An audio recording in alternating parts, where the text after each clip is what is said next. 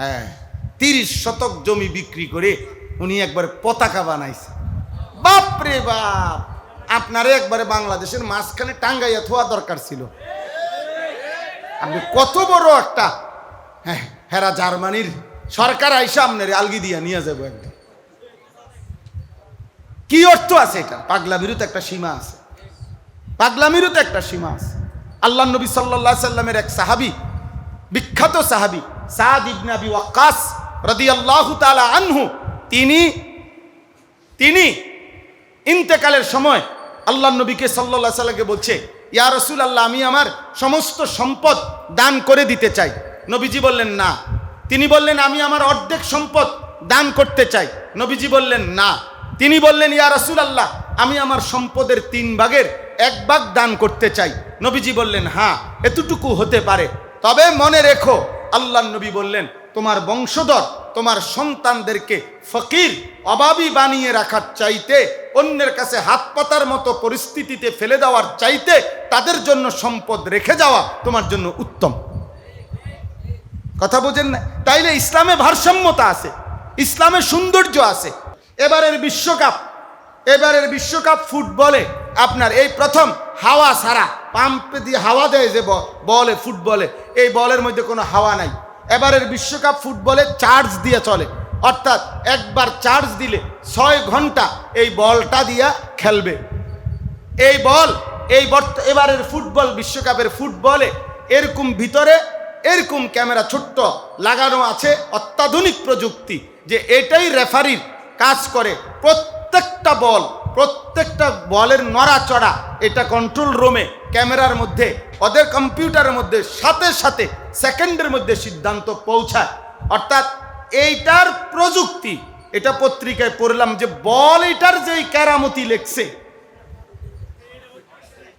আশ্চর্য আশ্চর্য। আমি এটা বারবার বলছি, খেলার বিষয়ে যা বলা দরকার আলহামদুলিল্লাহ আমি গত কয়েকদিনে টানা বলছি, কিন্তু আমার বলার উদ্দেশ্য হলো, ওরা ওদের একটা বল নিয়া যদি এই পরিমাণ ভাবে, আর আমি আমার শ্রেষ্ঠ কালেমা, আমি মুসলমান, আমি ইসলাম, আমার নবীর আমানত নিয়া আমি ভাববো না কেন? নওজোয়ান, আমি কেন ভাববো না? বলো না ভাই, তোমরা কিছু করো ভাই, আল্লাহর জন্য করো, আল্লাহর জন্য করো, ইসলামের জন্য কিছু করো ভাই, আল্লাহ বরকত দেবে, দুনিয়া আল্লাহ চালাবে। ওমা মিন দাব্বাতিন ফিল আরদি ইল্লা আলাল্লাহি রিজকুহা। আল্লাহ বলছে, বান্দা পেরেশান হইও না, একটা পিঁপড়ার রিজিকের দায়িত্ব আমার হাতে, তোমারে রিজিক দেব না কেন? তোমারে রিজিক দেব না কেন? একটা মশা মাছির রিজিক পর্যন্ত আমি আসমানওয়ালা, আলাল্লাহ, আমি আলা শব্দ দিয়ে বলেছি। আলা মানে ফরজ বুঝায়। আলা মানে কি বুঝায়? আল্লাহ বলেন, আমি আমার উপরে ফরজ করে নিলাম, আমারে কেউ বাধ্য করার নাই, আমার উপরে কেউ অধিকার দেওয়ার নাই, আমারে আদেশ করার কারো অধিকার নাই, আমারে অনুরোধ করারও কারো অধিকার নাই, আমারে কেউ পরামর্শ দেওয়ারও অধিকার নাই। আমি তো আল্লাহ, সবই তো আমার, আমিই তো সব কিছুর মালিক। তবুও আমি বললাম, আমার প্রত্যেকটা সৃষ্টির রিজিকের জিম্মাদারি ফরজ হিসাবে আমি আমার কাঁধে তুলে নিলাম। শুধু ভাতের জন্য জীবন শেষ করে দিও না নওজোয়ান, এক মুঠা ভাতের জন্য, একটু বিশ্রামের জন্য, একটু মাটির জন্য এমন সুন্দর জীবন শেষ করে দিও। কিছু তো করো, আল্লাহর জন্য করো, দ্বীনের জন্য, আল্লাহর জন্য করো, দ্বীনের জন্য করো, দ্বীনের জন্য করো, দ্বীনের জন্য করো, দ্বীনের জন্য করো। ওরা সারা মৌলানা ইয়াহিয়া এটা বলছে, সে আমাদের আলহামদুলিল্লাহ এই মেহনতের জোরদার কাজ করে। মৌলানা রুহুল আমিন, আমার সবগুলো উস্তাদ, ওরা বাচ্চাদেরকে পড়ানো বাদ দিয়ে আজকে সারাটা দিন, কালকে সারা দিন, শুক্রবার সারা দিন কাজ করছে, বৃহস্পতিবার সারা দিন কাজ করছে। ভাইয়া, শুধু মুসলমানের নওজোয়ান আসবে, দিন শিখবে, আল্লাহ চিনবে, আল্লাহ চিনবে। ওরা এই খেলাটাকে সারা পৃথিবীতে এই পরিমাণ আমাদের কাছে প্রচারণা করছে যে আমাদের প্রত্যেকটা মানুষকে নেশার মতো, জাদুর মতো বানায় দিছে। আমরা যেন জাদুগ্রস্ত, আমাদের কোটি কোটি যুবক যেন জাদুগ্রস্ত। 1000 বার জিজ্ঞেস করে দেখছি যে ভাই বলো, আখেরাতের কোনো উন্নতি তো খেলার মধ্যে নাই, দুনিয়ার উন্নতিটা কি? বাংলাদেশের কি উন্নতি হবে এর দ্বারা? রাষ্ট্রের কি উন্নতি হবে? আন্তর্জাতিক কি উন্নতি হবে? বলেন এই ফিফা এই ফুটবল বিশ্বকাপের দ্বারা পৃথিবীর থেকে হত্যা সন্ত্রাস বন্ধ হবে? এর দ্বারা পৃথিবীতে ধর্ষণ নারী নির্যাতন বন্ধ হবে? পৃথিবীতে অন্যায় জুলুম নির্যাতন বন্ধ হবে? পৃথিবীতে যুদ্ধ বন্ধ হয়ে যাবে? পৃথিবী রাষ্ট্রে রাষ্ট্রে যে মারামারি করছে এগুলো বন্ধ হয়ে যাবে? তো কি হবে পৃথিবী? কিছুই হবে না, কিছুই হবে না, কিছুই হবে না। পাকে থাইকা crore crore billion billion dollar নির্দিষ্ট কিছু পুঁজিপতি, নির্দিষ্ট কিছু পুঁজিবাদী, তারা তাদের নিজেদের সম্পদ জমা করবে আর আমাদেরকে বলবে আবার আপনি আপনার আগের কাজে যান, খেলা শেষ, খেলা শেষ। বলবে ব্যাককল, খেলা শেষ, যা আবার তোমার দোকানদারি করো, গিয়ে যাও। কয়দিন তো মাশাআল্লাহ লাফাইছো, লাফানি তো বুঝেন না। নবী সাল্লাল্লাহু আলাইহি সাল্লাম বললেন ইমানদারদের কি হলো? তাদের মধ্য থেকে যারা জানে তারা কেন তাদের প্রতিবেশী আশপাশের মানুষদেরকে দ্বীনের মাসাইল শেখাচ্ছে না কেন? ইমানদারদের কি হলো? তারা তাদের আশপাশের মানুষদেরকে দ্বীনের এলেম শিখাচ্ছে না কেন? ইমানদারদের কি হলো? তারা তাদের আশপাশের মানুষদেরকে দ্বীন সম্পর্কে সচেতন করছে না কেন? ইমানদারদের কি হলো? তারা তাদের আশপাশের মানুষদেরকে নেক কাজের আদেশ করছে না কেন? গুনাহের কাছ থেকে নিষেধ করছে না কেন? এরপরে বললেন ইমানদারদের কি হলো? তারা কেন তাদের মধ্য থেকে যারা জানে তাদের কাছ থেকে ইলম শিখছে না কেন? ইমানদারদের কি হলো? তারা যারা জানে তাদের কাছ থেকে শরীয়তের মাসাইল শিখছে না কেন? ইমানদারদের কি হলো? তারা যারা জানে তাদের কাছ থেকে দ্বীনের সচেতনতা অর্জন করছে না কেন? এরপরে নবী সাল্লাল্লাহু আলাইহি সাল্লাম বললেন আল্লাহর কসম, তোমরা ইমানদারদের মাঝে এই কাজটি যদি না করো, অর্থাৎ যারা পারো, যারা জানো, যারা জানে না তাদেরকে যদি তোমরা না জানাও, না শিখাও, এই পড়া পড়ানো, শেখা শেখানো, দ্বীনের তালিম তাফাক্কুহ এবং দ্বীনের সমঝ, দ্বীনের জন্য সচেতনতা, এটা যদি একদল আরেক দলকে না করো, তো নবীজি সাল্লাল্লাহু আলাইহি সাল্লাম বলেন যে আল্লাহ তাআলা আমাকে জানাইছেন, যে আল্লাহ নিজে বলছেন, হে নবী আপনি বলে দেন লা উআজিলান্নাহুমুল উকুবাতা ফিদ দুনিয়া, অতি দ্রুতই আমি ওই মানুষদেরকে দুনিয়ার মধ্যেই আযাব দেব, শাস্তি দেব, শাস্তি দেব। হাদিসের মধ্যে আছে উপস্থিত সাহাবাদের মধ্যে একটি গোত্রের নাম ছিল আশআরি গোত্র। হযরত আবু মুসা আশআরি রাদিয়াল্লাহু তাআলা আনহু যেই গোত্রের, এই আশআরি গোত্রের মুসলমানরা তখন দাঁড়াইছে, দাঁড়িয়ে বলছে ইয়া রাসূলুল্লাহ, মানে এত অনুপ্রাণিত হইছে, ওনারা বলছেন আমহিলনা সানাতান, আপনি আমাদেরকে 1 বছর সময় দেন, আমরা 1 বছরের সময় নিয়ে আপনার কাছ থেকে রওনা হলাম, আমরা ইনশাআল্লাহ আগামী 1 বছরের ভিতরে আমাদের আশপাশের সমস্ত মানুষকে দ্বীন শেখাবো, দ্বীন শিখাবো। তাইলে বোঝা গেল এই কথাই স্পষ্ট নবী সাল্লাল্লাহু আলাইহি সাল্লামের হাদিস দ্বারা প্রমাণিত, মুসলমানের সমাজে যদি একদল আরেক দলকে, একজন আরেকজনকে, ওই মোবাইলওয়ালা ভাই এটা নামান, ভাই এটা নামান, এমনি শুনেন ভাইয়া, মোবাইল টিপেন, এর সকালে বলা হয়েছে, এখন বলতে ভুলে গেছি। মোবাইল আসলে মোবাইল নিয়ে নাড়াচাড়া করলে আমার ধৈর্যচ্যুতি ঘটে, আমার কষ্ট হয়, আমি এটা হজম করতে পারি না, এটা আমার সমস্যা, আমার রোগ, আমার অসুবিধা। মোবাইল এই হাতে নিয়ে বয়ানের মধ্যে মোবাইল হাতে ধরে খসর মসর করলে ওই মানুষটাকে আমি একদম সহ্যই করতে পারি না, আমার মনটা চায় তারে বাইর করে দিই, বুঝছেন? এটা আমার ব্যারাম, এটা আমার জন্য দোয়া করবেন যাতে আমার এই ব্যারামের ভালো হয়ে যায়, কিন্তু এটা আমার সমস্যা, আমি এটা মাইনে নিতে পারি না ভাই। এই জন্য দয়া করে কোনো রকম, আমি তো প্রথমেই বলছি যে আমরা এখানে 2টাই অপশন, একটা হলো এখানে বসা আর নয়তো অটো, এটা বলা হয়েছে বারবার, অনেকবারই বলছি যে এখানে অটো, সারাক্ষণ অটো চলে, আপনি যদি ধৈর্য না কুলায় অটোতে করে চলে গেলে ভালো। আর আমরা যদি কাউরে বিদায় করে দেই মানে অনিয়মের কারণে, তাহলে বলে দিছি যে অটোর ভাড়া দিয়ে দিত, আর যদি উনি নিজে যায় তো উনার ভাড়া দিয়ে যাবে। এই হলো হিসাব।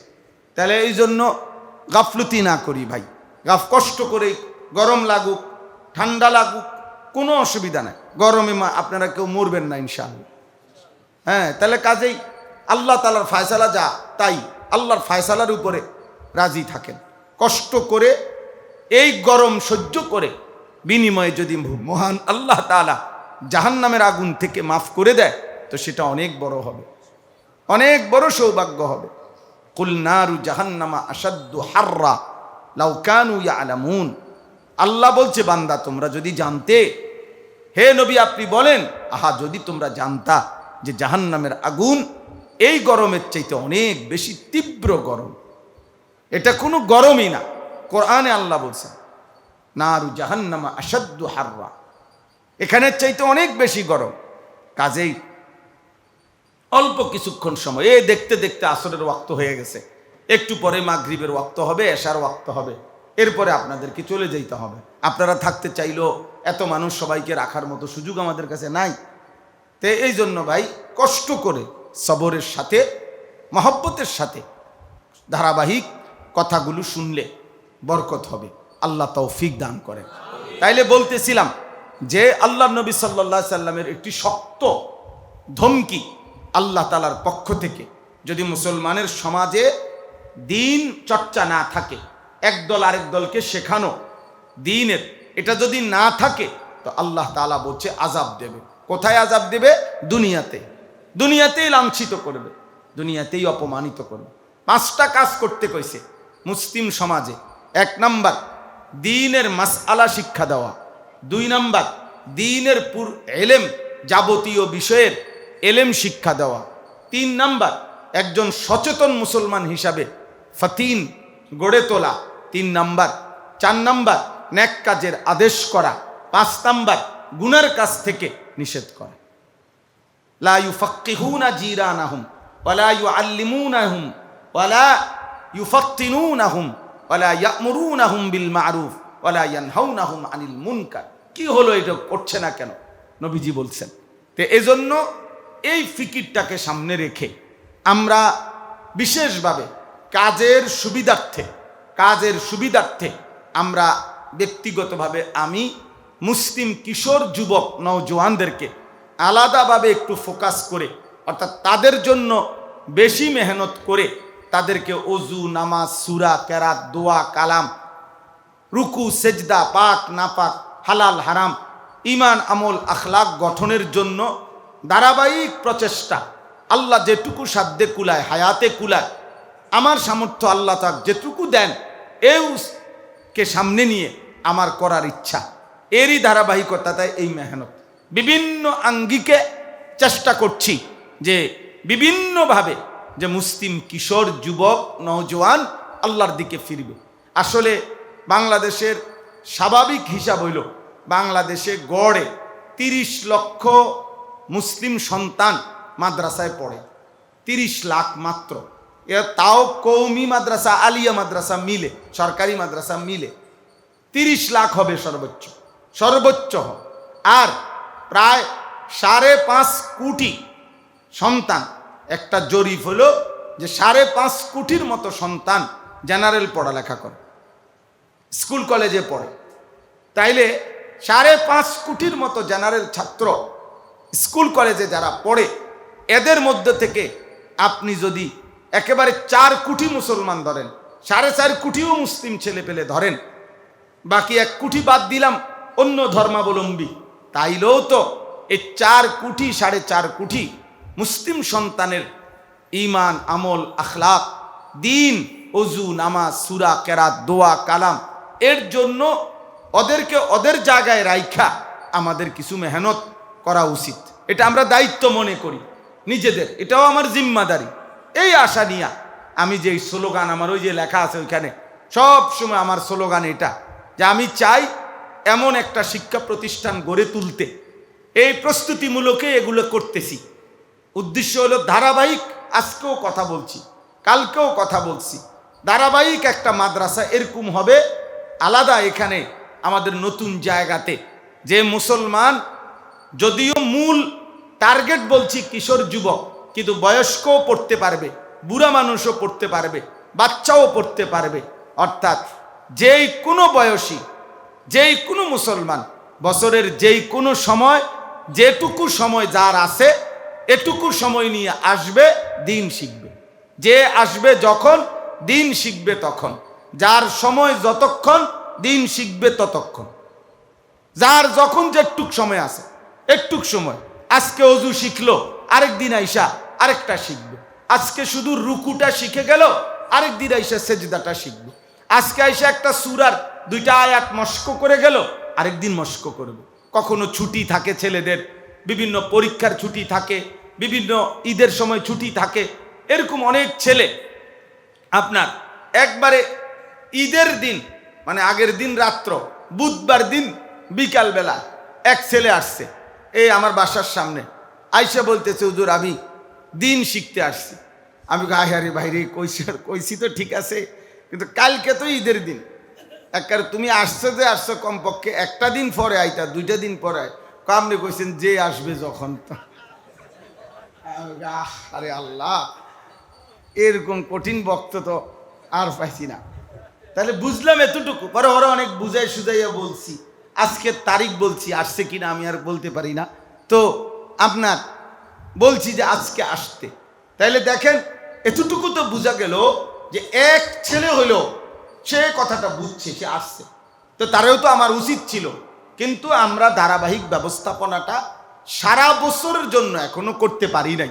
এখন এই মাঝে মাঝে করি, মাঝে মাঝে ভাঙ্গা ভাঙ্গা করি আর কি। কিন্তু ইনশাআল্লাহ আমাদের নতুন যেই জায়গা, আমরা আলহামদুলিল্লাহ 115 শতক জায়গা কিনছি আল্লাহর দয়ায়, আলহামদুলিল্লাহ। 1 একর 15.5 শতক জায়গা, আশেপাশে আরও জায়গা খুঁজতেছি, ইনশাআল্লাহ আশা করি আরও মিলবে। এই বড় জায়গায় ভাগ করে একাংশে আমাদের ছাত্রদের ধারাবাহিক মাদ্রাসা, আর পৃথক আরেক পাশে আমরা এই সারা বাংলাদেশের মুসলিম নওজোয়ান কিশোরের জন্য একটি পূর্ণাঙ্গ মাদ্রাসা, যে সারা বছর পড়বে, যে যখন আসে যেটুকু পারে এতটুকু শিখবে, এটার কার্যক্রম খুব চেষ্টা করতেছি। আসলে আমাদের সীমাবদ্ধতা আছে, সব মিলাইয়া গুছাইয়া আসা এত বড় টাকা, প্রায় 2,67,00,000 টাকা জায়গাটার দাম, মাটির দাম। এই পর্যন্ত প্রায় 1,78,00,000 টাকার মতো সুদ হয়েছে।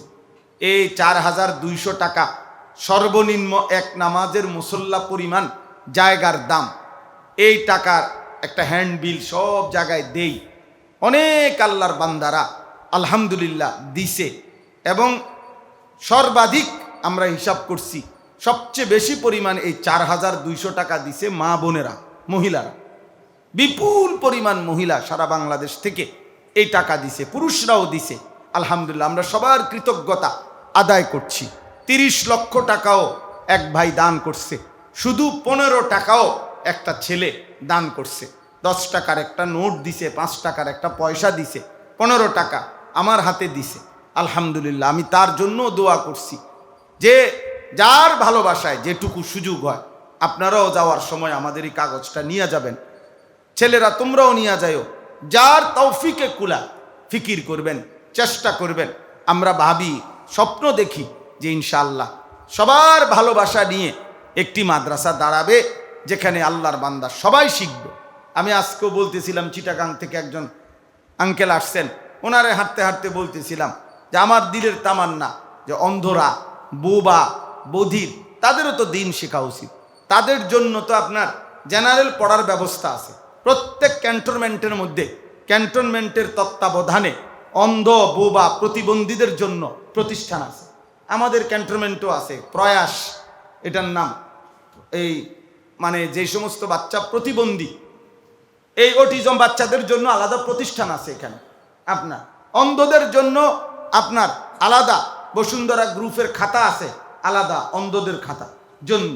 অন্ধদের কোরআন শরীফ সৌদি আরবে মক্কা শরীফে, আল্লাহর ঘরে মসজিদে হারামে অনেক তাকের মধ্যে এরকম বড় বড় কোরআন শরীফ আছে। এগুলো অন্ধদের জন্য নির্ধারিত কোরআন শরীফ।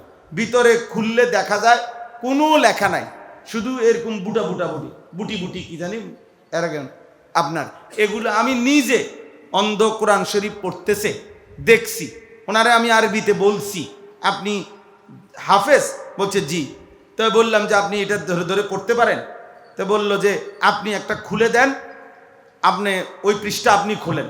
খুলছি, ওই বেটা হাত লাগায় শুধু, মানে এরকম হাত দিয়া এরকম করে দেখলাম। এরপরে ওই পৃষ্ঠা অনর্গল তেলাওয়াত করতেছে এবং আমি নিজ চোখে দেখছি। অনেকগুলো পৃষ্ঠা উল্টাইছি, ওই শুধু এমনি এমনি হাত লাগায়, এটারে চাপ দিয়া দিয়া দেখছি হাতের আঙ্গুলগুলো লাগায়, এরপরে সে তেলাওয়াত করে, তার আঙ্গুলে সে বুঝে এটা কোন পৃষ্ঠা। সুবহানাল্লাহ। তাহলে এটা শিখছে সে, এটার প্রশিক্ষণ আছে নিশ্চয়। তাহলে আপনার মাদ্রাসাও আছে আলহামদুলিল্লাহ। এই জন্য সকলে, এই সমাজের মধ্যে পিছিয়ে পড়া অনেক মানুষ আছে, অনেক মানুষ আছে।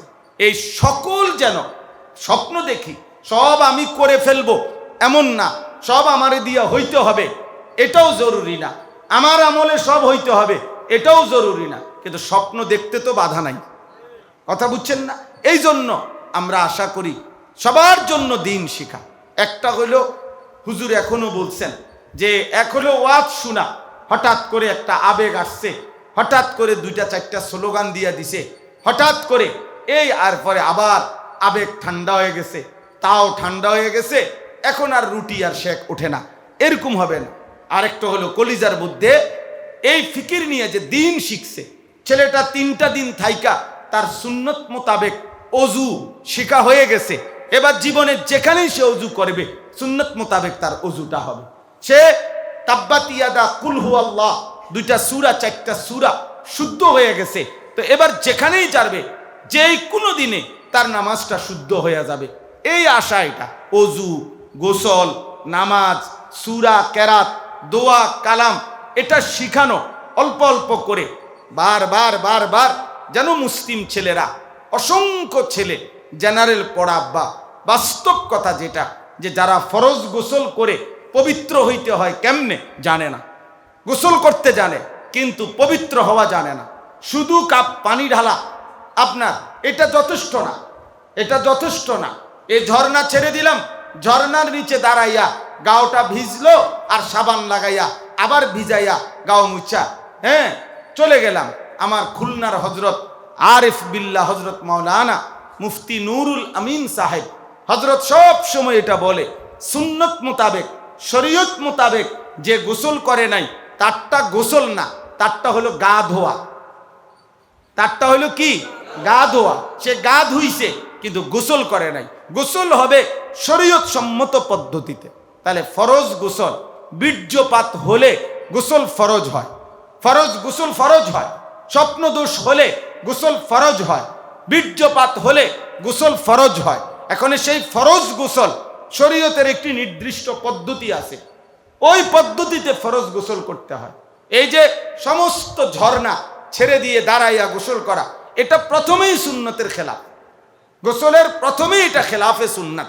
সুন্নত হইল বসে গোসল করা, শুরু করা বসে। আমাদের খুলনার হজরত এইখানে বসে বসে আমগরে শিখাইছেন, আপনার বলেছেন বারবার, হজরতের খানকায় হজরত এগুলা শিখান আমাদেরকে।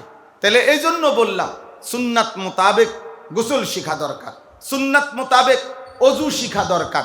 ফরজ গোসল যার হবে না শরীয়ত মোতাবেক, সে যদি 100 বছরও নামাজ পড়ে, কসম আল্লাহ তার কোনো নামাজ হবে না, অপবিত্র না সে, তার তো সে পবিত্র হয় নাই, পবিত্র হয় না। নাকের নরম জায়গা পর্যন্ত পানি পৌঁছাইতে হয়, অত এটা জানে না, অত এটার পদ্ধতিই জানে না, তো তার তো ফরজ গোসল আদায় হয় না। গা না ধুইছে, পাউডারে না দিছে, ফেয়ার অ্যান্ড লাভলি না লাগাইছে, ফেয়ার অ্যান্ড লাভলিও তো এখন আর নাই, এখন হলো গ্লো অ্যান্ড লাভলি। জি, তো এই জন্য বললাম যে এগুলো না লাগাইছে কিন্তু আপনার কি নাই, পবিত্র তো হয় নাই, অপবিত্র হয় নাই, ত্রয়ে গেল। তাহলে এই ছেলেটা তো বছরের পর বছর অপবিত্র, তাহলে অপবিত্র মানুষের কোনো নামাজ কবুল হয় না ভাই। তিরমিজি শরীফের প্রথম হাদিস, লা তুকবালু সালাতুন বিগাইরে তুহুরিন, নবী সাল্লাল্লাহু আলাইহি সাল্লাম বলছেন পবিত্রতা অর্জন ব্যতীত কোনো নামাজ কবুল হয় না, কোনো নামাজই কবুল হয় না। তাইলে এই জন্য দিন শেখা দরকার কিনা বলেন, বলেন না দরকার কিনা? ছেলেরা ভাই বলেন দরকার কিনা? দরকার। এখানে কিতাবের মধ্যে আমাদের কাছে আমি সকালে শুনাইছি, হযরত মালিক ইবনুল হুয়াইরিস রাদিয়াল্লাহু তাআলা আনহু, একজন সাহাবী। তিনি আল্লাহর নবী সাল্লাল্লাহু আলাইহি সাল্লামের এই সাহাবী ছিলেন। বুখারী মুসলিমের রিওয়ায়াত, তিনি বলেন, নাহনু শাবাবাতুন মুতাকারিবুন, আমরা সমবয়সী কিছু যুবক একত্রে 14, 15, 17, 18, 20 বছরের ছেলে একর সাথে নবীজির কাছে আসলাম দিন শিখতে। নবীজি আমাদেরকে থাকতে বললেন। ফাআকামনা ইনদাহু 20 লাইলাতান, আমরা নবী সাল্লাল্লাহু আলাইহি সাল্লামের কাছে 20 রাত্রি ছিলাম। 20 দিন পুরাপুরি নবীজির কাছে আমরা ছিলাম। এই কিশোর সাহাবী, যুবক সাহাবী, তিনি বলেন নবী সাল্লাল্লাহু আলাইহি সাল্লামের কাছে আমরা এই 20 দিন আমরা এক বয়সী যুবক আমরা নবীজির কাছে ছিলাম। আশ্চর্য দুইটা শব্দ বলছে তিনি। এই 20 দিনে নবীজি সাল্লাল্লাহু আলাইহি সাল্লামের কাছে আমরা দিন শিখতে গিয়ে নবীজির আচরণে আমরা দুইটা জিনিস দেখছি। হিমান রফিকান, আমরা দেখছি তিনি প্রচন্ড দয়ালু, আর দেখছি তিনি অত্যন্ত বন্ধুসুলভ। সুবহান, রাহিমান রফিকান, রাসূলুল্লাহ সাল্লাল্লাহু আলাইহি সাল্লামের সিফাত তিনি বলেন। এই কিশোর দেখেন, মাত্র 14 বছরের সাহাবী, 16 বছরের, নবীজির বয়স 55 বছর, কিন্তু কি সুন্দরে মানায় নিছে। বলতেছে 55 বছরের বয়স্ক লোকটি তিনি নবী সাল্লাল্লাহু আলাইহি সাল্লাম, আর আমরা 14-15 বছরের কিশোর নওজোয়ান। আমাদের কাছে মনে হয়েছে তিনি আমাদের কাছে প্রচন্ড বন্ধুসুলভ, রাহিমান, অত্যন্ত দয়ালু। যখন 20 দিন পরে তিনি আমাদেরকে বললেন, তোমরা কি এখন বাড়িতে যেতে চাচ্ছ? আমরা বললাম হ্যাঁ। আল্লাহর নবী সাল্লাল্লাহু আলাইহি সাল্লাম বললেন, তাহলে ইরজিউ ইলা আহলিকুম, তোমাদের পরিবারের কাছে ফিরে যাও। ওয়া আল্লিমুহুম ওয়া মুরুহুম, তোমরা তাদেরকে গিয়ে দিন শিখাও, যা আমার থেকে শিখছো। তাদেরকে শরীয়তের কথা বলো। ওয়াসাল্লু কামা রাআইতুমুনি উসাল্লি, এবং আমাকে যেভাবে নামাজ পড়তে দেখেছো এভাবে তোমরা নামাজ আদায় করো।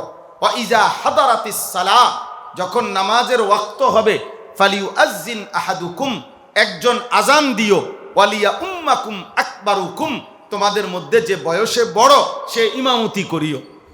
তাহলে এই কথার দ্বারা স্পষ্ট হলো যে মাত্র 20 দিনে এই পরিমাণ দিন শিখছে এই কিশোর সাহাবী। ওনারা আল্লাহর নবীর সুহবতে এখন ওনাদেরকে নবীজি ইমামতের উপযুক্ত মনে করতেছেন।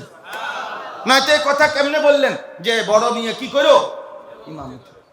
আজান দিও, তোমরা ইমামতি করো, এবং আমাকে যেভাবে নামাজ পড়তে দেখেছ সেভাবে নামাজ পড়ো। তাইলে নামাজ নবী সাল্লাল্লাহু আলাইহি সাল্লাম কোন সাহাবীকে নবীজি নামাজ বক্তব্য দিয়ে শিখান নাই, নামাজ নবীজি বিবৃতি দিয়ে শিখান নাই, ওয়াজ দিয়া নামাজ শিখে না।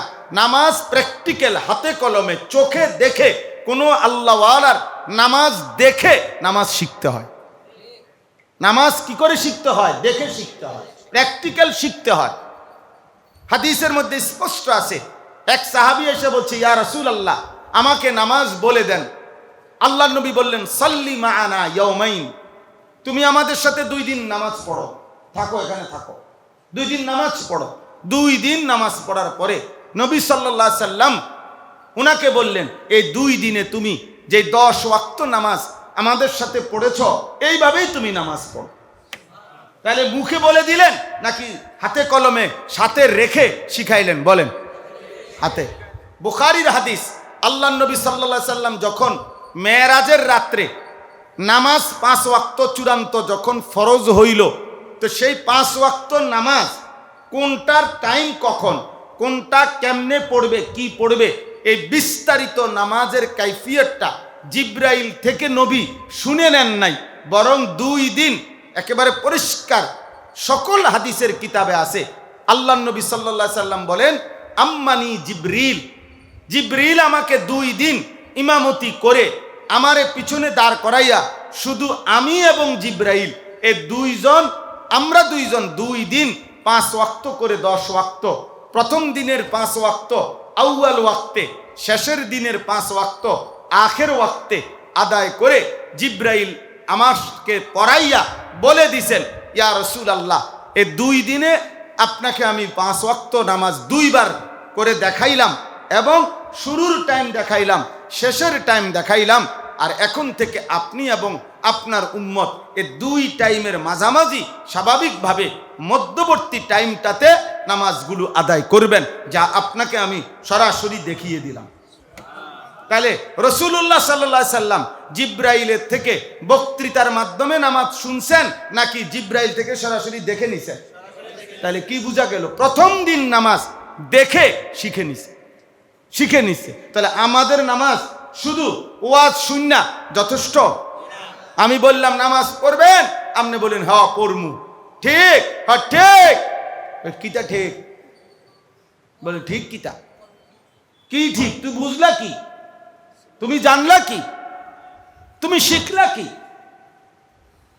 এজন্য নামাজ জিন্দেগির গুরুত্বপূর্ণ বিষয়, এটা শিখতে হয়। কোরআনুল কারীম রাসূলুল্লাহ সাল্লাল্লাহু আলাইহি সাল্লাম সাহাবায়ে কেরাম স্পষ্ট হাদিসের মধ্যে আছে, রাসূলুল্লাহ সাল্লাল্লাহু আলাইহি সাল্লামের সাহাবীরা ওনারা বলেন যে আমরা নবী সাল্লাল্লাহু আলাইহি সাল্লামের কাছে আমরা তাআল্লামনাল ঈমান, আমরা নবীজির কাছে ঈমান শিখলাম। সুম্মা তাআল্লামনাল কোরআন, আমরা নবীজির কাছে অতঃপর কোরআন শিখলাম। ফাজদাদনা বিহি ঈমানান, একটা একটা শব্দ কোরআনের আয়াত শিখলাম আর আমাদের ঈমান বাড়তে থাকলো। তাহলে সুম্মা তাআল্লামনাল কোরআন, আমরা নবীজির কাছে কোরআন শিখলাম। তাহলে সাহাবীরা নবীজির কাছে শিখলেন কিনা? বলেন না? হ্যাঁ, শিখতে হয়। কোরআন কি করতে হয়? শিখতে হয়। হাদিসে আছে, হযরত আব্দুল্লাহ ইবনে আব্বাস বলেন রাদিয়াল্লাহু তাআলা আনহুমা, নবীজি আমাদেরকে ইউআল্লিমুনাত তাশাহুদ কামা ইউআল্লিমুনাল কোরআন, কোরআনের সূরা কেরাত, তাব্বাত ইয়াদা, কুল হুয়াল্লাহ, কোরআনের বিভিন্ন সূরা নবীজি আমাদেরকে যেভাবে শিখাইছেন হুবহু ওইভাবে ইউআল্লিমুনা আত-তাশাহুদ, আত-তাহিয়াতু লিল্লাহি ওয়াস-সালাওয়াতু আত-তাইয়্যিবাতু, এই তাশাহুদ এটাও নবী আমাদেরকে এভাবে শিখাইছেন। তাহলে সাহাবায়ে কেরাম আদিয়ায়ে সালাহ, নামাজের যে দোয়াগুলো এগুলো শিখছেন কিনা? নবীজির থেকে শিখছেন। হযরত আব্দুল্লাহ ইবনে মাসউদ বলেন রাদিয়াল্লাহু তাআলা আনহু, তিনি বলেন নবীজি আমার হাতের মধ্যে হাত রেখে, এরকম হাতের উপরে হাত রেখে দোয়ায়ে কুনুত একটা একটা শব্দ করে করে আল্লাহুম্মা ইন্না নাস্তাঈনুকা ওয়া নাস্তাগফিরুকা ওয়া নুমিনু বিকা ওয়া নাতাওয়াক্কালু আলাইকা, এভাবে একটা একটা শব্দ করে নবীজি আমাকে দোয়ায়ে কুনুত হাতের মধ্যে হাত রেখে শিখাইছেন। সাহাবী, মুসলিম শরীফের হাদিস আছে, সাহাবী নবীজির সামনে নামাজ পড়ছেন, নবীজি বলছেন আবার পড়ো, আবার পড়ছেন, বলছে আবার পড়ো, বলছে আবার পড়ছেন, আবার পড়ো। তখন তিনি তৃতীয়বারের পরে বললেন ইয়া রাসূলুল্লাহ, আপনি আমাকে শিখিয়ে দেন। অর্থাৎ ইনি বুঝছেন কোথায় ভুল হচ্ছে, উনি ধরতে পারতেছেন না। তো আল্লাহর নবীকে বললেন আপনি আমার ইয়া রাসূলুল্লাহ শিখিয়ে দেন। নবীজি এবার দাঁড়াইয়া ওই সাহাবীকে রুকু, সেজদা, দাঁড়ানো, তাশাহুদ সব কিছু একটা একটা করে ধরে ধরে আল্লাহর নবী নিজে সাহাবায়ে কেরামকে, ওই সাহাবীকে নামাজ শিখায়া দিয়েছেন। তাইলে দোস্ত, নামাজ শিখতে হয়, নামাজ শিখতে হয়। হুজুর আমি নামাজ পড়ি, আপনি কি পড়েন সেটা বলেন। আপনি আত্তাহিয়াতু কি পড়েন আব্বা সেটা বলেন। দোয়ায়ে কুনুত কি পড়েন এটা বলেন। আপনি যে 4 রাকাত সুন্নত পড়েন আমরা দেখি, তো 4 রাকাত সুন্নত পড়তে 1.5 মিনিটও লাগে না, এটা কি পড়েন? তাব্বাত ইয়াদা কোন সময় পড়েন? কুল হুয়াল্লাহ কখন পড়েন? তাশাহুদ কোন দিন পড়েন? আমরা বুঝি না। 1.5 মিনিটে তো জাপানি মেশিন লাগাইলো 4 রাকাত নামাজ পড়ার কথা না। এটা কি মেশিন দিয়ে নামাজ পড়লেন বলেন?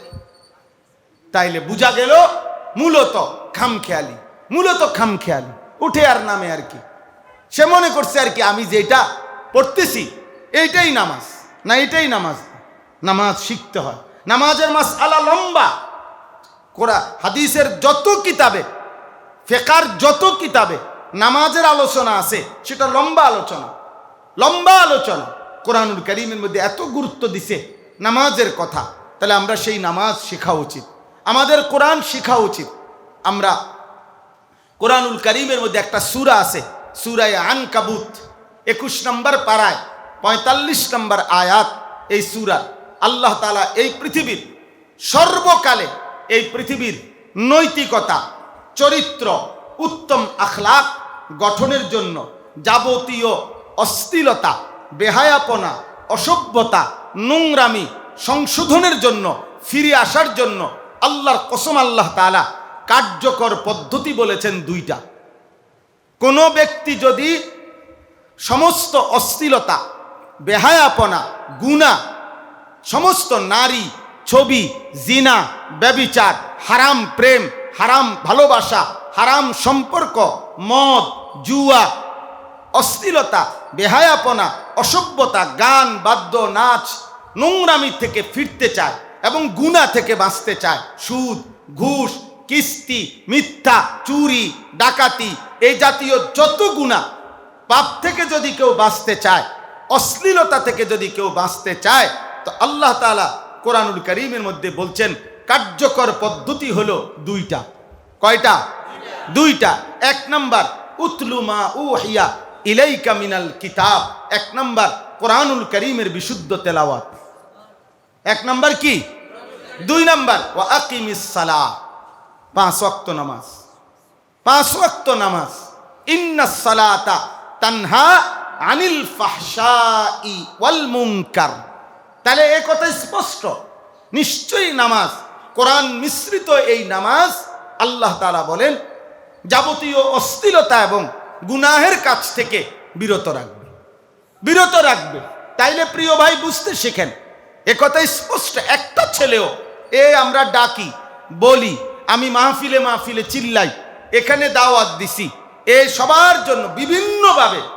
আমার কথা একটাই, আমার সময়ে, আমার হায়াতে আমি সব দেখে যাইতে হবে জরুরি না, আমার আমলে সব শেষ হইতে হবে এটা জরুরি না আব্বা।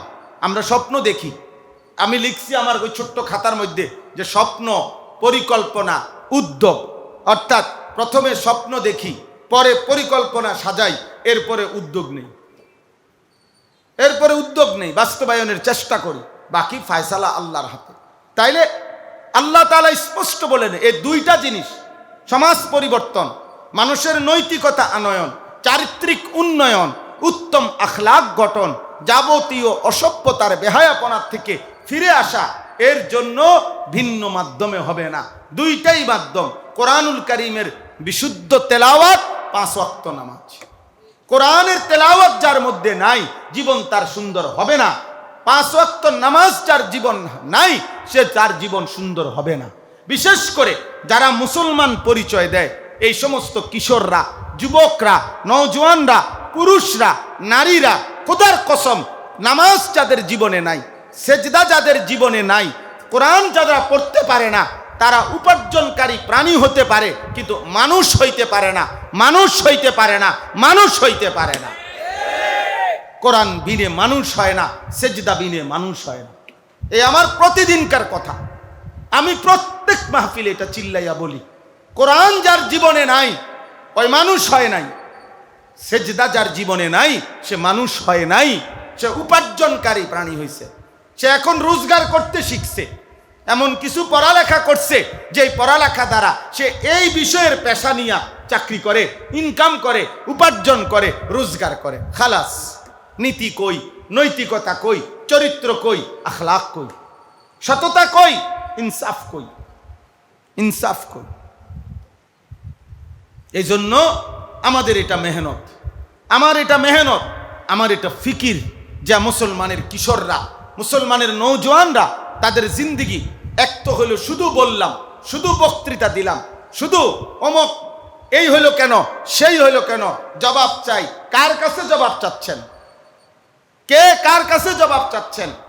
এই সমাজের যুবকদেরকে আমাদের চোখের সামনে লক্ষ লক্ষ ছেলে এক ওয়াক্ত নামাজ পড়ে না, এদেরকে আল্লাহর দিকে ফেরানোর উদ্যোগ কোথায়? আমাদের চোখের সামনে। কালকে আমি চিটাগাং মাহফিলে যাইতেছি, জুমার নামাজের পরে 3টা, 3:30টার দিকে 14 গ্রামের কাছাকাছি যখন গেছি, আপনার না হয়তো 100-র উপরে মোটর সাইকেল, এক বয়সী ছেলে, এগুলো রাস্তাটা এভাবে আটকায়া রাখছে, পিছনে শত শত গাড়ি, আমার গাড়ি সহ আমরা আটকায়া রয়েছি। ওরা ফাজলামি করে, হাসে, একবার ভিডিও করে, কোনো উদ্দেশ্য ছাড়া একসাথে মোটর সাইকেল চালাইতেছে। আর আপনার উল্লাস করতেছে। এরপরে মানে ডান বামে কোনো দিকে সরতে পারতেছি না। এরপরে মনে 20 মিনিট পরে একটা পুলিশের গাড়ি আইসা একবারে ব্যারিকেড দিছে আর এরপরে সবগুলো সিফা সাফা দিয়া ভাগছে সবগুলো। আশ্চর্য কথা। তাহলে এদের জীবন, অথচ এরা জানে অ্যাক্সিডেন্ট করলে এর নিজের পাওটা ভাঙ্গা যাবে। এ নিজে কিন্তু এমন আপন ভোলা, নিজের শরীরের খবর নাই, নিজের হায়াতের খবর নাই, নিজের চরিত্রের খবর নাই। আরে প্রতিনিয়ত নারী দেখলে, উলঙ্গ ছবি দেখলে তোমার যে বীর্যপাত হয়, এই বীর্যপাতের দ্বারা তোমার যৌবনের ক্ষমতা, তোমার যৌন ক্ষমতা ধ্বজভঙ্গ হইয়া হারবালও তো আর ধরবে না বেটা, হারবালে তো পাগল। তোর যৌবন শেষ করে কোন নর্তকী দেখস তুই বেওকুফ? কোন নর্তকী দেখলি? ওই নর্তকীর তো কিছু হইল না, নর্তকীর তো ইনকাম হইল, নর্তকীর তো কামাই হইল, তো তোমার তো যৌবনের শক্তিটা শেষ হয়ে গেল। আমরা জানি না কি পরিমাণ পোলাফাইন অসল, আমরা জানি না। গুনাহ। করাচি হযরত রাহমাতুল্লাহ আলাইহি বলছেন, কুতুবে আলম হযরত মাওলানা শাহ হাকিম মোহাম্মদ আখতার রাহমাতুল্লাহ আলাইহি বলছেন, বিবাহিত পবিত্র স্ত্রীর সাথে যার স্বামী স্ত্রীর সম্পর্ক, তার যৌনতার নিয়ন্ত্রণ আছে, তার যৌন চাহিদার মধ্যেও নিয়ন্ত্রণ আছে। কারণ সে জানে এ আমার পবিত্র স্ত্রী, এ আমার হালাল স্ত্রী, এ আমার ধারাবাহিক বিবি। এজন্য তার যৌন চাহিদা পূরণের ক্ষেত্রে, লজ্জাস্থানের চাহিদা পূরণের ক্ষেত্রে তার মধ্যে ধীরস্থিরতা আছে। কিন্তু যেই অসভ্য বেহায়া, যেই চরিত্রহীন নারী দেখে, উলঙ্গ ছবি দেখে, বেশ্যা পতিতার কাছে গিয়ে অথবা হারাম তার সহপাঠী সমবয়সী কোনো মেয়ের সাথে হারাম প্রেম করে, এই নাফরমান যখনই তার যৌন চাহিদা পূরণের সুযোগ পায়, তখন তার লজ্জাস্থানের কোনো নিয়ন্ত্রণ থাকে না, যৌনতারও কোনো নিয়ন্ত্রণ থাকে না, হারাম বীর্যপাতেরও কোনো নিয়ন্ত্রণ থাকে না, যার ফলে অল্প সময়ে দুনিয়াটাই তার ব্যর্থ হয়ে অসল ধ্বজভঙ্গ হয়ে পথে পথে ঘুরে। হ্যাঁ, আমি খোলামেলা বললাম, তোমরা নওজোয়ান, আমার স্বপ্ন এটা তোমরা বুঝতে শেখো। হযরত বলছেন এটা হারাম সুযোগ পাইলে তার আর নিয়ন্ত্রণ থাকে না, সে তো গুনাহ করছে, গুনাহ তো তারে কুত্তা বানায় ফেলছে, গুনাহ তো তারে জানোয়ার বানায় ফেলছে। এই জন্য কখনো নিজের হাত দিয়ে নিজের লজ্জাস্থানে নাপাক নষ্ট করে, কখনো যত্রতত্র যেখানে যা পায় তাই করে নিজের যৌন চাহিদা নষ্ট করছে, নিজের যৌন ক্ষমতা নষ্ট করছে। আখেরাত তো জাহান্নাম রেডি হচ্ছে, দুনিয়াও তো তোমার আগামী জিন্দেগি বরবাদ হবে, আগামী সময়টা বরবাদ হবে। এই জন্য একজন যুবক হলেও বুঝতে শিখো, একজন ভাইও বুঝতে শেখো, আখলাকের হেফাজত করো, চরিত্রের হেফাজত করো, জিন্দেগির হেফাজত করো। ইসলামের জন্য ভাবো ভাইয়া, না ভাবলে ইসলামের জন্য ভাববে কে? কালেমার জন্য ভাববে কে? কিশোর যারা, যুবক যারা, তারাই তো ইসলামে এই 1450 বছরের ভিতরে যতবার ইসলামের জন্য নজরানা লাগছে, ইসলামের জন্য কোরবানি লাগছে, ততবারই ইসলামের জন্য যারা কোরবানি দিয়েছে সর্বোচ্চ তারা ছিল মুসলিম যুবকগণ। এটাই সত্য, এটাই সত্য। আমি এখানে দেখাই, এখানে লেখা আছে, সাহাবীদের হিসাব বলছে, হযরত আলী রাদিয়াল্লাহু তাআলা আনহু ইসলাম ধর্ম গ্রহণ করার সময় ওনার বয়স ছিল 8 বছর। হযরত তালহা ইবনে ওবাইদুল্লাহ উনার এই সাহাবী ইসলাম ধর্ম গ্রহণ করার সময় ওনার বয়স ছিল 11 বছর। হযরত জুবাইর ইবনুল আওয়াম রাদিয়াল্লাহু তাআলা আনহু ইসলাম গ্রহণ করার সময় ওনার বয়স ছিল 11 বছর। হযরত আরকাম ইবনে আবিল আরকাম রাদিয়াল্লাহু তাআলা আনহু ইসলাম গ্রহণ করার সময় ওনার বয়স ছিল 12 বছর। হযরত আব্দুল্লাহ ইবনে মাসউদ রাদিয়াল্লাহু তাআলা আনহু ইসলাম গ্রহণ করার সময় ওনার বয়স ছিল 19 বছর। হযরত জাফর ইবনে আবি তালেব রাদিয়াল্লাহু তাআলা আনহু ইসলাম গ্রহণ করার সময় ওনার বয়স ছিল 19 বছর। হযরত সুহাইব রুমি রাদিয়াল্লাহু তাআলা আনহু ইসলাম গ্রহণ করার সময় ওনার বয়স ছিল 19 বছর। হযরত সাঈদ ইবনে যায়েদ রাদিয়াল্লাহু তাআলা আনহু ইসলাম গ্রহণ করার সময় ওনার বয়স ছিল 19 বছর। হযরত খাব্বাব ইবনুল আরিত রাদিয়াল্লাহু তাআলা আনহু, উনার বয়স ছিল 20 বছর। হযরত আমের ইবনে ফুহাইরা রাদিয়াল্লাহু তাআলা আনহু, উনার বয়স ছিল 23 বছর। হযরত মিকদাদ ইবনুল আসওয়াদ রাদিয়াল্লাহু তাআলা আনহু, উনার বয়স ছিল 24 বছর। হযরত মুসআব ইবনে উমাইর রাদিয়াল্লাহু তাআলা আনহু, উনার বয়স ছিল 24 বছর। এরকম সাহাবাদের হিসাব দিছে যে সমস্ত ইসলামের ইতিহাসে যেসব সাহাবীদের অবদান উজ্জ্বল সবচেয়ে বেশি, ওনারা সব ছিলেন নওজোয়ান, সব ছিলেন নওজোয়ান। এইখানে লিখছেন, এই যে এটা আরবি বই, ইলা শাবাব, যুবকদের প্রতি। আমার প্রিয় ভাই, আমাদের অনেক মহব্বতের হযরত মাওলানা মুফতি ইউসুফ বিন ইকবাল আলহামদুলিল্লাহ অনেকগুলো যুবকদের উপরে লিখিত আরবি বই আমারে হাদিয়া দিছে, এর মধ্যে এটা একটা। তাইলে এখানে আরো অনেক, এখানে স্পষ্ট হাদিস আছে। এক যুবক সাহাবী নবী সাল্লাল্লাহু আলাইহি সাল্লাম একদিন নবীজি সাল্লাল্লাহু আলাইহি সাল্লামের অজুর পানি আগায়া দিছেন আল্লাহ নবী সাল্লাল্লাহু আলাইহি সাল্লামের। নবীজি এই যে হযরত রবিআ ইবনে কাব আসলামি রাদিয়াল্লাহু তাআলা আনহু, তিনি বলেন আমি রাসূলুল্লাহ সাল্লাল্লাহু আলাইহি সাল্লামের একদিন অজুর পানি মহব্বত করে আগায়া দিলাম, অজুর পানি দিয়ে দিলাম। আল্লাহ নবী তখন আমাকে বললেন ফাকাল আলী সাল, আমার কাছে কিছু চাও, বলো আজিয়া তোমার দিমু, কও কিছু দোয়া করো, কিছু প্রার্থনা করো, কোনো কিছু আবেদন করো তুমি। ফাকুলতু, ওই সাহাবী বলেন এই নওজোয়ান, আসআলুকা মুরাফাকাতাকা ফিল জান্নাহ। সুবহানাল্লাহ, বলছেন ইয়া রাসূলুল্লাহ, আমি জান্নাতে আপনার সাথে থাকতে চাই। সে বুঝা আজকে কাম হইব, কইয়ালাই বড়টা বাতমা সাইয়ালাভ কি, বিল্ডিং উল্ডিং সাইয়ালাভ কি। আসআলুকা মুরাফাকাতাকা ফিল জান্নাহ, আমি জান্নাতে আপনার সঙ্গী হতে চাই। ক্বালা ওয়া গায়রা যালিক, সুবহানাল্লাহ। নবীজি বললেন অন্য কিছু কও, মানে চাইলেন আর কি। হ্যাঁ হ্যাঁ, এই যে হাদিসের শব্দ, অন্যটা কও, অন্য কিছু কও। সাহাবী বলে কুলতু হুয়া দাকা, তিনি বললেন না আমি এটাই চাই। আল্লাহ নবী বললেন ক্বালা ফাআইন্নী আলা নাফসিকা বিকাসরাতিস সুজুদ। সুবহানাল্লাহ, নবীজি বললেন তাহলে সাহাবী, তাহলে তুমি জান্নাতে যদি একদম আমার পাশের রুমে পাশাপাশি থাকতে চাও, তাইলে তুমি আমারে বেশি বেশি সেজদা করে সহযোগিতা করো। তুমি সেজদার পরিমাণ বাড়ায় দাও, তার আমি নবী তোমারে আমার পাশের রুমে সিট দেবো একদম। সুবহানাল্লাহ। ইমাম মুসলিম ফি সাহিহ আখরাজাল ইমাম মুসলিম, ইমাম মুসলিম রাহমাতুল্লাহ আলাইহি উল্লেখ করছেন। এজন্য দোস্ত নামাজ পড়ো, নামাজ পড়ো, দিন শেখো, আল্লাহকে চেনো। স্কুলেই পড়ো কোনো সমস্যা নাই, কলেজে পড়ো কোনো সমস্যা নাই, ইউনিভার্সিটি পড়ো কোনো সমস্যা নাই।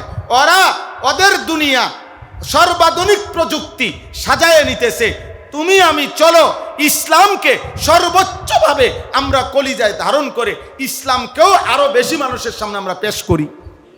এটা উচিত না? আমার স্বাতন্ত্রতা থাকবে না? আজকে প্রতিনিয়ত প্রযুক্তি নিয়ে যারা গবেষণা করে তারা তো প্রযুক্তির মধ্যে অনেক উন্নতি করছে না? তাহলে আমরা ইসলাম নিয়ে ভাবি, তাহলে তো আমরা ইসলামের মধ্যে আমরা আরো উন্নতি করতে পারবো কি না ইনশাআল্লাহ। তাই যে যেটা মেহনত করে। এবারের বিশ্বকাপ ফুটবলে আপনার এই প্রথম হাওয়া ছাড়া, পাম্পে দিয়ে হাওয়া দেয় যে বলে ফুটবলে, এই বলের মধ্যে কোনো হাওয়া নাই।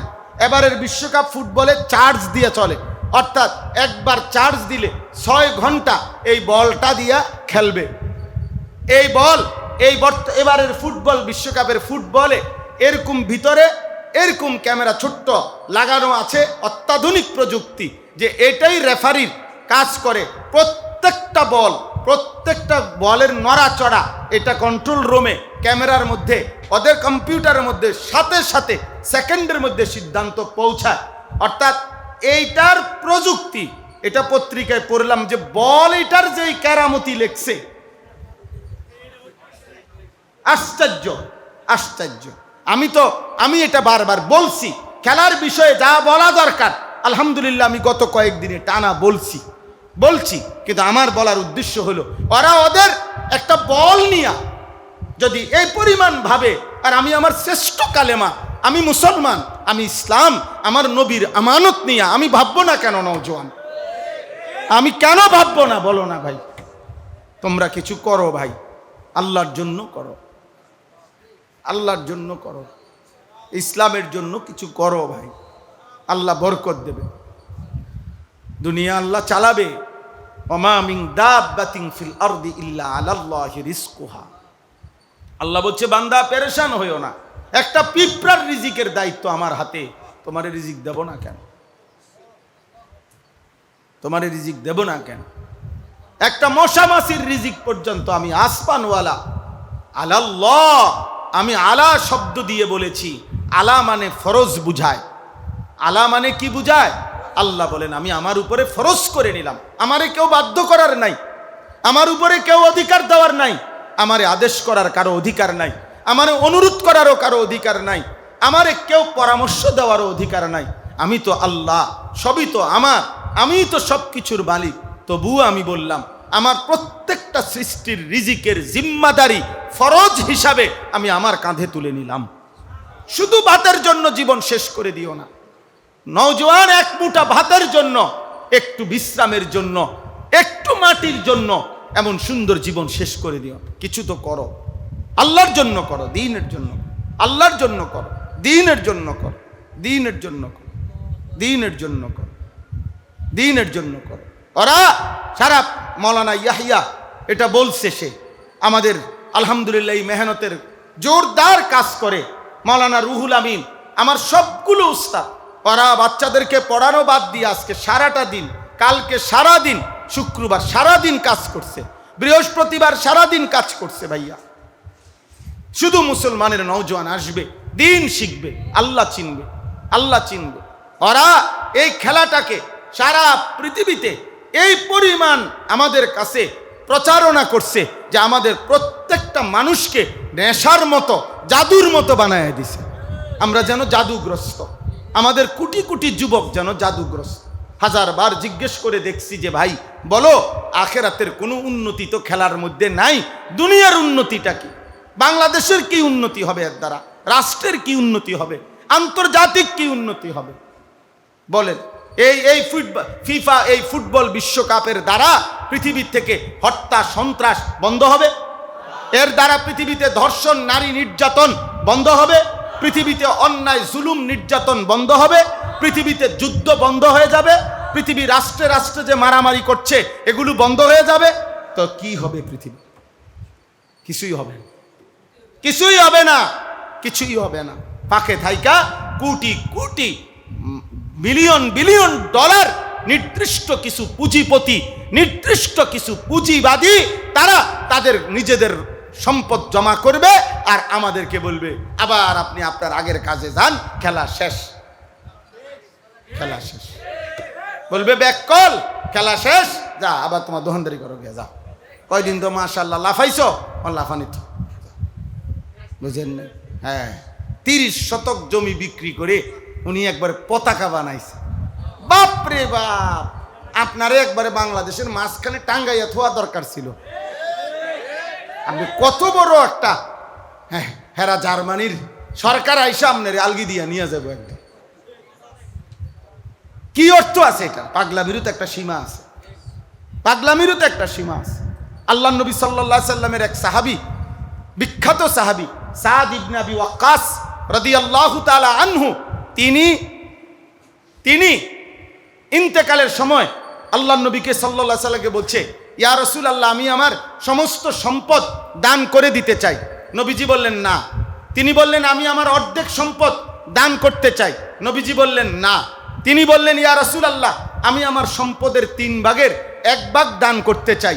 নবীজি বললেন হ্যাঁ, এতটুকু হতে পারে, তবে মনে রেখো, আল্লাহ নবী বললেন তোমার বংশধর, তোমার সন্তানদেরকে ফকির অভাবী বানিয়ে রাখার চাইতে, অন্যের কাছে হাত পাতার মতো পরিস্থিতিতে ফেলে দেওয়ার চাইতে তাদের জন্য সম্পদ রেখে যাওয়া তোমার জন্য উত্তম।